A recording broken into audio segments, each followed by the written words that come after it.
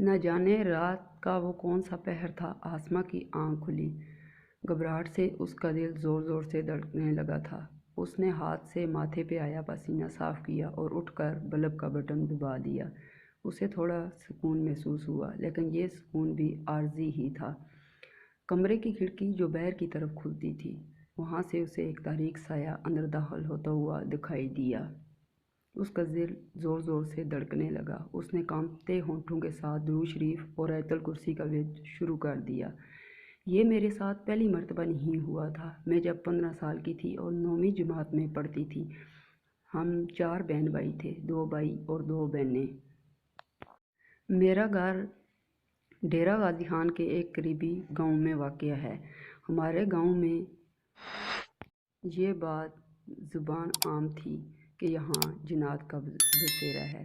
یہاں ہر دوسرے تیسرے بندے پر جنات کا سایہ ہوتا تھا۔ ہمارے گاؤں سے تھوڑے دور ایک مٹی کی کوٹھی تھی۔ اس کوٹھی میں ایک مٹی کا کمرہ بنا ہوا تھا جس کے ارد گرد اینٹوں کی دیواریں لگی ہوئی تھیں، اور اس کوٹھی کے ساتھ ہی ایک بہت بڑا سا درخت تھا۔ ہمارے بزرگوں کا کہنا تھا کہ اس کوٹھی اور درخت میں جنات کا بسیرا ہے۔ یہ کوٹھی کھیتوں کے درمیان واقع تھی۔ درمیان میں کوٹھی اور درخت اور ارد گرد بہت بڑے بڑے کھیت تھے۔ اس کوٹھی کے قریب عورت کا جانا تو دور کی بات، یہاں مرد بھی رات کو جانے سے ڈرتے تھے۔ دن کو بھی یہ جگہ بہت پرسرار لگتی تھی۔ جس زمین پر یہ کوٹھی اور درخت تھا، اس زمین کے مالک نے کئی بار اس کوٹھی کو توڑوانے کی کوشش کی، لیکن ہر بار ناکام رہا۔ جیسے ہی لوگ اس کوٹھی کو توڑنے کے لیے اور درخت کو کاٹنے کے لیے جاتے تو وہاں سے خوفناک چیخیں آنا شروع ہو جاتی اور سب لوگ ڈر کے مارے بھاگ جاتے۔ کئی بار کوشش کرنے کے باوجود بھی کوئی اسے توڑ نہ سکا۔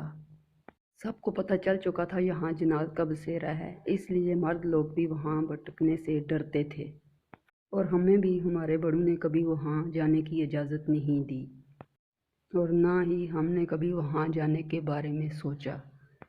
پھر ایک دن ایسا ہوا کہ عید کا دن تھا۔ ہم خوب تیار فیار ہو کر، خوشبو وغیرہ لگا کر، میں اپنی گاؤں کی دوستوں کے ساتھ اور اپنی چھوٹی بہن کے ساتھ کھیتوں کی طرف سیر کے لیے نکل پڑے۔ ہمیں پتہ ہی نہیں چلا کہ کب ہم اور کیسے جا کر اس درخت کے نیچے بیٹھ گئے۔ ہمارے پاس جو مونگ پھلیاں تھیں، ہم مزے لے لے کر وہ کھا رہے تھے۔ جب مونگ پھلیاں ختم ہوئیں تو تیز ہوا چلنے لگی اور درخت کے پتے زور زور سے پھڑپھڑانے لگے، تو ہم نے نظریں اٹھا کر درخت کی طرف دیکھا تو ہم سب کی چیخیں نکل گئیں۔ ہم سب لڑکیاں اٹھ کر بھاگنے لگیں۔ ان میں سب سے آگے میں تھی، چیخے جا رہی تھی اور زور سے بھاگ رہی تھی۔ تب مجھے پتہ ہی نہیں چلا، ٹھوکر لگی اور میں زمین پر گر گئی۔ پھر مجھے کچھ یاد نہیں رہا۔ جب مجھے ہوش آیا تو میں اپنے گھر میں موجود تھی۔ میں نے اللہ کا شکر ادا کیا کہ میں گھر میں ہوں۔ اگر میں وہاں ہوتی تو شاید مر چکی ہوتی۔ لیکن تب ہی مجھے میری چھوٹی بہن کی آواز سنائی دی، آسماں آپی، آپ کو پتہ ہے کہ کیا ہوا تھا؟ آپ 2 دن بعد ہوش میں آئی ہیں۔ میں اس کی باتیں سن رہی تھی۔ وہ بولے جا رہی تھی کہ جس دن ہم درخت کے نیچے تھے اور آپ وہاں سے بھاگے تھے تو آپ زمین پر گر کر بے ہوش ہو گئے تھے، اور میں بھاگتی ہوئی گھر آئی، ابو اور ماموں کو بلا کر لے گئی تو ہم نے جا کر دیکھا آپ زمین کے بجائے درخت پر لٹکی ہوئی تھی۔ ابو اور ماموں کتنی مشکل سے آپ کو وہاں سے لے کر آئے ہیں، یہ ہم جانتے ہیں یا ہمارا خدا جانتا ہے۔ اس کے بعد آپ کو آج 2 دن کے بعد ہوش آیا ہے۔ اس کی باتیں سن کر میں پریشان ہو گئی، اور پاس بیٹھے امی ابو اور ماموں مجھے تسلی دینے لگے، ایسی کوئی بات نہیں ہے، تم ٹھیک ٹھاک ہو، ہمارے لیے یہی کافی ہے۔ سب مجھ سے اتنا پیار کرنے لگے اور مجھے تسلیاں دینے لگے کہ کچھ ہی دنوں میں یہ باتیں بھول گئی۔ کچھ دنوں بعد پھر رات کے وقت میرے ساتھ یہی واقعہ رونما ہوا، لیکن مجھے تھوڑی گھبراہٹ محسوس ہوئی، لیکن ڈر محسوس نہ ہوا۔ پھر اکثر راتوں کو تیسرے پہر میری آنکھ کھل جاتی اور وہ سایہ مجھے دکھائی دیتا، لیکن مجھے گھبراہٹ ہوتی، لیکن میں ڈرتی نہیں تھی کیونکہ میں اس کی عادی ہوتی چلی جا رہی تھی۔ اب تو مجھے یہ محسوس ہوتا کہ میں جہاں بھی بیٹھی ہوں، کھڑی ہوں اور جو کام بھی کر رہی ہوں، میرے ساتھ ساتھ کوئی موجود ہے، کوئی ہر وقت میرے آس پاس رہتا ہے۔ مجھے اس کی عادت سی ہو گئی تھی، کیونکہ روزانہ ہی میرے ساتھ ایسے ہی ہوتا چلا آ رہا تھا۔ اب میں 15 سال سے 20 سال کی ہو چکی تھی اور میری شادی پھوپھو کے گھر طے ہو گئی۔ उस रात फिर आधी रात के वक्त मेरी आंख खुली और वही तारीक साया खिड़की से अंदर दाखिल होता दिखाई दिया। पता नहीं ये अल्फाज मेरे मुंह से कैसे निकले कि मुझे बहुत अच्छा लगता है जब तुम मेरे आसपास होते हो और मैं तुम्हें बहुत पसंद करती हूँ। तुम्हें पता है हर रात मैं तुम्हारा इंतज़ार करती हूँ, तुम मुझे बहुत अच्छे लगने लगे हो। ना चाहते हुए भी ये अल्फाज मेरे मुंह से निकल रहे थे, जैसे कि मेरा खुद पर कोई काबू नहीं था। मैं कैसे ये बोले जा रही थी मुझे कुछ पता ना था। ये सब कुछ बोलकर मैं अपने आप को कितनी मुश्किल में डाल रही थी, मुझे इस बात का ज़रा भी अंदाज़ा नहीं था। फिर अगली रात ऐसा हुआ कि मेरी अम्मी ने कहा कि छोटी बहन को अपने साथ अपने कमरे में सुला लो, तुम्हारी शादी तय हो गई है तो इस तरह अकेले नहीं सोया करते। उस रात मेरी छोटी बहन भी मेरे कमरे में सोई हुई थी।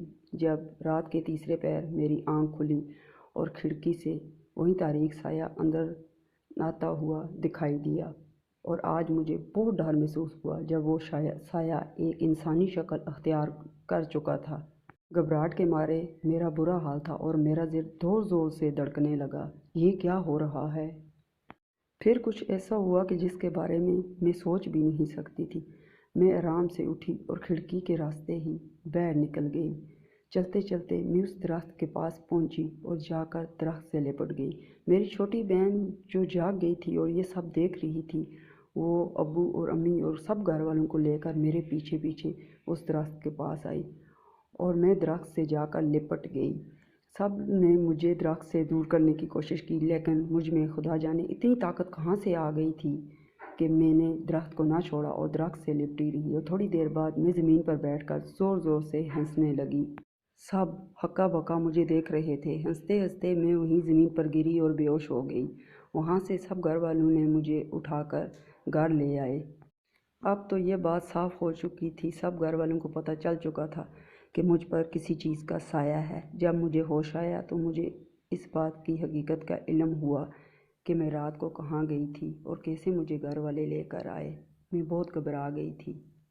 सुबह अब्बा जान जाकर गांव के एक पीर साहब को बुलाकर ले आए। ये पीर साहब एक बहुत ही काबिल हस्ती थे। गांव वाले इन पीर साहब की बहुत इज्जत करते थे। पीर साहब ने कहा जल्द से जल्द इसका निकाह कर दिया जाए। जैसे ही इसका निकाह होगा ये साया खुद ब खुद इसका पीछा छोड़ देगा। ये कहकर पीर साहब चले गए। अब्बा जान ने फूफो जान से बात की तो फूफो जान कुछ परेशान दिखाई देने लगी। भाई साहब इस पर तो किसी चीज़ का साया है, वो कुछ कहना चाह रही थी और अब्बा जान साफ समझ रहे थे कि ये क्या कहना चाह रही है। अब्बा जान ने कहा देखो बहन, मेरी बेटी की ज़िंदगी का मसला है, इसकी ज़िंदगी बर्बाद हो जाएगी। जितनी जल्दी हो सके हम इसका निकाह कर देते हैं, बाकी सब अल्लाह बेहतर करेगा। क्योंकि तुम जानती हो पीर साहब ने भी बोला है कि जैसे ही इसका निकाह होगा तो ये साया इसका पीछा छोड़ देगा। अल्लाह पर भरोसा रखो। तो बिलाहर फूफो भी मान गई। ऐसे ही जुमरात की शाम मेरा निकाह सुहेल से सादगी के साथ हो गया। निकाह के बाद मुझे अपने ससुराल रुखसत कर दिया गया। सब घर वाले खुश थे कि निकाह के होते ही पीर साहब ने बोला था इस साए से इस बच्ची की जान छूट जाएगी। सब यही सोचते थे कि ये साया इससे दूर चला गया होगा, लेकिन ऐसा कुछ भी नहीं हुआ। शादी की पहली रात जो ज़िंदगी में मुरादों और दुआओं के बाद आती है, उस रात जैसे ही सुहेल मेरे पास आए तो 3 थप्पड़ चटाह चटाह चटाह की आवाज़ से उनके मुंह पर पड़े और वो एकदम से पीछे हट गए। मैं भी घबरा गई और सुहेल ने अपना हाथ अपने मुंह के ऊपर रखकर घबराए हुए अंदाज में इधर उधर देखना शुरू कर दिया। फिर कुछ ही देर में उन्होंने अपने आप को नॉर्मल किया और दोबारा मेरे पास आए। जैसे ही उन्होंने मेरे साथ बातें करने की कोशिश की तो फिर से वही थप्पड़ उनके मुंह पर पड़े और साथ में कमरे से एक खौफनाक आवाज़ आई, ये मेरी है, इसको छूने की कोशिश मत करना। ये आवाज़ सुहेल के साथ साथ मैंने भी सुनी थी और हम दोनों की चीखें निकल गई। सुबह जब सब घर वालों को इस बात का पता चला तो फूफू ने फिर उन पीर साहब को बुलवाया। अम्मी अबू भी वहाँ पहुँच गए। जब पीर साहब आए और उन्होंने कुछ सोचते हुए मुझे 5 वक़्त नमाज़ पढ़ने का कहकर चले गए कि इंशाअल्लाह मैं कल आऊँगा, सब कुछ बेहतर होगा। 5 वक़्त की नमाज़ पढ़ना तो दूर की बात, मैं 1 वक्त की नमाज़ भी अदा कर ना पाई। दूसरे दिन मेरी तबीयत भी कुछ अजीब सी थी और सुहेल भी बहुत परेशान थे। बाकी तमाम घर वाले भी बहुत परेशान थे کہ اس سائے نے تو اس کا پیچھا نہیں چھوڑا۔ اسی طرح دوسرے دن پیر صاحب آئے تو ان کے ساتھ ایک اور پیر صاحب بھی موجود تھے۔ آج شاید پیر صاحب یہ ٹھان کر آئے تھے کہ اس سائے کو ضرور قید کریں گے۔ میری طبیعت ایک رات میں بھی ایسی ہو گئی تھی جیسے میں صدیوں کی بیمار ہوں۔ اب میں وہ پہلے جیسی آسما نہیں رہی تھی۔ وہ ایک خوبصورت سی چنچل سی لڑکی اب میں نہیں رہی تھی۔ ایسے محسوس ہوتا تھا جیسے میں برسوں کی بیمار ہوں۔ بڑی مشکل سے مجھے میرے کمرے سے پکڑ کر پیر صاحب کے سامنے جا کر بٹھایا گیا اور سب گھر والے وہاں جمع تھے۔ دونوں پیر صاحب کچھ دیر کچھ پڑھتے رہے۔ اس کے بعد بڑے پیر صاحب نے پھونک ماری اور ایک چہرہ نمودار ہوا، لمبے لمبے گندے بال، لمبے لمبے دانت اور اتنا بدنما چہرہ جسے دیکھ کر کراہت محسوس ہو، جسے دیکھ کر انسان کی روح کانپ جائے۔ پیر صاحب نے اس سے کہا، کیوں اس بچی کا پیچھا نہیں چھوڑ رہا؟ تو اس نے کہا، تو جانتا نہیں کہ میں بچپن سے اس سے محبت کرتا ہوں۔ اب تو ہی بتا، میں اسے کیسے چھوڑ سکتا ہوں یا کیسے کسی اور کا ہونے دوں گا؟ میں ایسا ہرگز نہیں کروں گا کیونکہ میں اس سے پیار کرتا ہوں۔ یہ میری ہے اور یہ بھی مجھے چاہتی ہے۔ اے پیر، تو ہمارا کچھ نہیں بگاڑ سکتا۔ پیر صاحب کچھ سوچتے ہوئے اطمینان سے بولے، تو مجھے جانتا نہیں کہ میں کس قدر خطرناک ہوں؟ میں تجھے ختم کر دوں گا۔ اب تو دیکھ مجھے کہ میں تیرا کیا حشر کرتا ہوں۔ یہ کہہ کر پیر صاحب نے اونچی اونچی آواز میں ورد کرنا شروع کر دیا اور جیسے ہی اس پر پھونک ماری تو اس کی دردناک چیخ پورے گھر میں گونج اٹھی اور سب گھبرا گئے۔ پیر صاحب نے مسلسل اپنا ورد جاری رکھا اور کچھ ہی دیر میں وہ چہرہ ایک دھوئیں کی شکل اختیار کرتا ہوا گھر سے غائب ہو گیا اور تھوڑی دیر میں سب کچھ بالکل صاف دکھائی دینے لگا۔ تب ہی پیر صاحب بولے کہ یہ سایہ اب اس بچی سے ہمیشہ کے لیے دور چلا گیا ہے۔ پھر انہوں نے ایک تعویذ بنایا اور مجھے کہا، اسے بیٹا اپنے پاس ہمیشہ حفاظت سے رکھنا، کبھی بھی کوئی بھی سایہ تمہارے پاس نہیں آ سکے گا۔ وہ تعویذ میں نے اپنے پاس رکھ لیا۔ آج الحمدللہ میرے 2 بچے ہیں۔ میں اپنے گھر میں پرسکون زندگی گزار رہی ہوں۔ اس کے بعد آج تک میرے ساتھ کوئی ایسا واقعہ رونما نہ ہوا۔ تو کیسی لگی ویور آپ کو ہماری کہانی اگر اچھی لگی ہے تو ویڈیو کو لائک اور شیئر کر دیجئے، اور اگر آپ ہمارے چینل پر نئے ہیں تو پلیز ضرور چینل کو سبسکرائب کر دیجئے اور ساتھ لگے گھنٹی کے بٹن کو بھی دبا دیجئے تاکہ ہماری ہر نئی آنے والی ویڈیو کا نوٹیفیکیشن جلد سے جلد آپ کو مل سکے۔